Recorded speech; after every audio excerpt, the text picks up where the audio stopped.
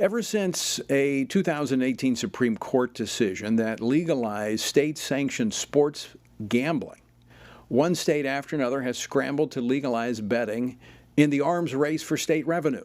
Now, I actually got involved in politics years ago. It's when I first ran for office over the issue of gambling in my home state of Louisiana. At one time, Louisiana had more gambling, more types of gambling than any other state, including Las Vegas. Now, it's had its effect on my home state. We had many elected officials, even a governor, go to jail, go to prison because of the corruption related to it. And I also saw the personal effects of lives that were destroyed through gambling addiction. And I did my best to rein it in during my time. Well, it is spread like a cancer across the country. And so they're looking for any new way to create, to find ways to draw money out of other. It's just shuffling. It's a shell game. It's just shuffling money from one area to another, and it sucks it out. It sucks the money out of an economy. And now we have this with red state governors, conservative governors who know better. Governors like the governor of Oklahoma, where lawmakers have proposed a bill in the coming 2023 legislative session to legalize gambling. Now we have almost half the states now have some form of sports betting. But are we hearing about the social ills, the well-documented problems from gambling addiction? No, who's covering that up? How come we're not hearing about that?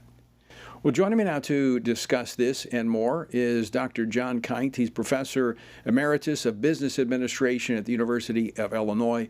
Professor Kindt has studied and been outspoken on the issue of gambling for the past 4 decades. In fact, I used a lot of his research back in my days in the Louisiana legislature. Professor Kindt, welcome back to Washington Watch. Well, thanks for having me, and thanks for all you do in informing and educating the public. And I would say you're absolutely right. I asked my students, who is Stephen Paddock? You've heard about Columbine, you've heard about Sandy Hook, but people don't know who Stephen Paddock was. Well, he's the biggest mass shooter killer in the history of the United States. Killed at least 58 people, wounded 411. Injured 867 total, including that 411, in the Las Vegas shooting that happened in 2017. And the New York Times and Ann Coulter and others have indicated that he was an addicted gambler, and that was allegedly or impliedly a motivation in his choosing the situs that he did in order to commit these atrocities. The other thing I would point out is that there was a referendum, 2 referendums actually in California for gambling. They spent $600 million, the biggest spending on a referendum to promote gambling or any issue in the United States ever. This is a group that has got billions and billions of dollars. They are dumbing down the legislatures. People haven't done their homework. But again, these small groups like yours and other charities like StopPredatoryGambling.org are up against billions of dollars in misinformation. And I would take one quick exception with what you said. You said that it's now legal to have sports gambling on the internet in these different states. I would draw an exception to that. We have a law review issue out of the University of Illinois. 9 articles of 14 blue ribbon academics, bipartisan, and they indicate that this is a misinterpretation. The states are misinterpreting the Murphy decision from 2018 by the Supreme Court. So if the Justice Department would simply start reinforcing Robert F. Kennedy's Wire Act, which he passed to prohibit gambling and organized crime activities, plus the 2006 Unlawful Internet Gambling Enforcement Act passed by Congressman Bob Goodlatte and Congressman Jim Leach and others, overwhelmingly, by the way, if the DOJ would simply start enforcing these, we would see a quick turnaround in what's going on in these states, which is injuring millions of people, and they're now target marketing kids. Right. Kids is their market. Well, and it's now gone to the cell phone, it's created in such a way to be very, very addictive. And I know back when I was working on this 20 years ago, back then you had an addiction rate of about 10%. I think with cell phones and that type of immediate reaction, it's even higher today. Well, I've heard ministers look at the numbers of kids getting hooked on this, and they're calling this an involuntary tithe of our children to the idols of gambling. And they're also talking about the new prayer system. You've heard of the Our Father and the Our Mother prayers. Ministers are talking about the latest Our Mother prayer, which is, "Come on, Lady Luck, baby needs a new pair of shoes." Well, there's something in that. Baby does need a new pair of shoes, but you're not going to get it by gambling. And we've seen that children are, again, being exploited, and in these video games as well. Actually, one major game manufacturer just paid $520 million in a fine to the FTC, Federal Trade Commission, for violating privacy rules involving kids. Well, that's just the tip of the iceberg. Right. But it does show that they don't care about $500 million in fines, because they're making billions exploiting children, taking advantage of vulnerable demographic groups, including race-based groups. So, Professor Kindt, let's talk a little bit about motivation here. I mean, obviously for the gambling industry, it is money. As you talked about, they throw it around loosely. They suppress news, information. I saw it back in my time in office. Campaigns roll around. They play a key role in political campaigns. They got a lot of money to deal with.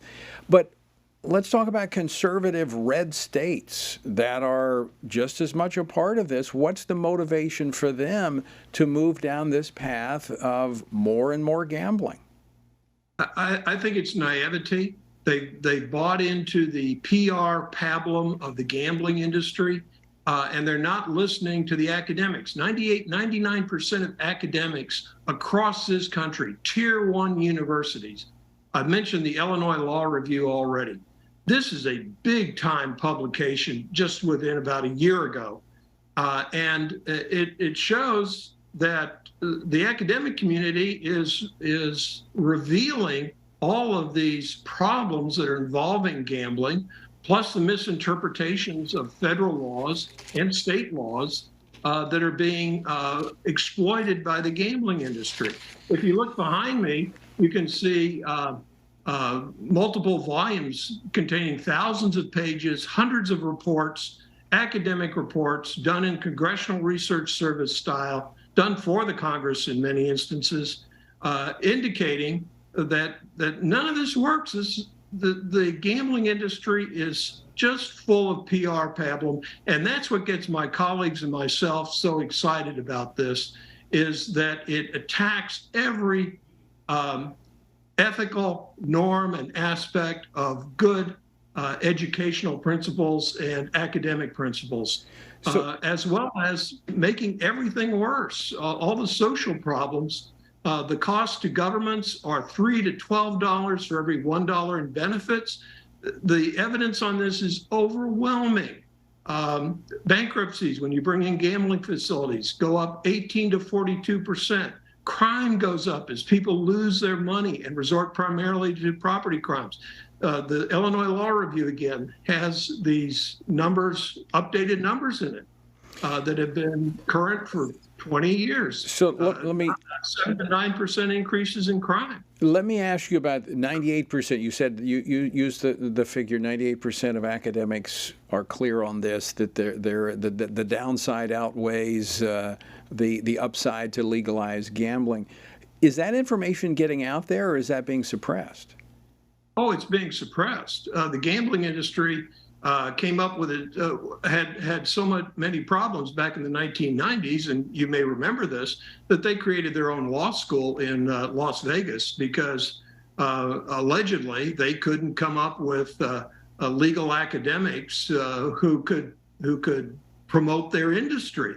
And I have to compliment all of my bipartisan academics who are getting the numbers out there as best they can. But basically, the gambling industry owns the media. They own the PR. They suppress all of this. They suppress the National Gambling Impact Study Commission, which was passed by Congress. And so there should be no gambling on the internet. There should not be an extension of sports gambling. You were there. You testified before the commission. We testify under oath, by the way. Right. So if our numbers are incorrect, we're in trouble. But the gambling industry just promotes all this PR all over the place, and governors in red states and blue states are being totally deceived across the board. And it's just tragic. For me, as I've looked, it's like so many of the other issues. It's about chasing the money, it suggests that if it brings a profit, then it's worth it. Now, in this case, as you pointed out, and I've seen those numbers, and I've actually seen it in reality in my home state, that it creates more problems than it solves or pays for. But just reading articles coming out of Oklahoma, which I actually grew up in Oklahoma. It's a red state. It's a red state. It's a state where I went to high school, and I love the state. It's a great state. But the author of this bill trying to legalize sports gambling says, without it, they're losing revenue. They're missing out on revenue. And he says Kansas is reaping all of the benefits because people go across the border to gamble. And so it's as if we can just get another dollar, it justifies this. But the evidence suggests that this is destroying our children, our families. It's creating crime. It is impoverishing our people. Why would we do it? This is so silly. This is economics 101. Back in a congressional statement I gave back in 1994, I cited to Nobel Prize winning economist Paul Samuelson, who said, this doesn't work. You're just shuffling money around. But what you're doing is you're taking money out of consumer goods and consumer spending, and you're putting it into gambling. Well, you're taking it out of consumer spending, which is a positive multiplier effect of about 3. So people who buy consumer goods then support jobs. It expands the economy. Gambling shrinks the economy. It's actually a cancer on the economy. No credible economist is going to say that gambling is win-win on a strategic level. And so I would just urge people to go back to the basics and look at the academics on this. And like I said, it's economics 101, it's government 101, it's ethics 101. Gambling just undermines everything, and it's going to hurt everything. It absolutely does. I've seen it up close, and it never has a good outcome. As you said, it just sucks money out of the economy. You lose the multiplying effect of those dollars. Professor John Kindt, always great to see you. Thanks so much for joining us today. Okay, thank you. Thanks for having me.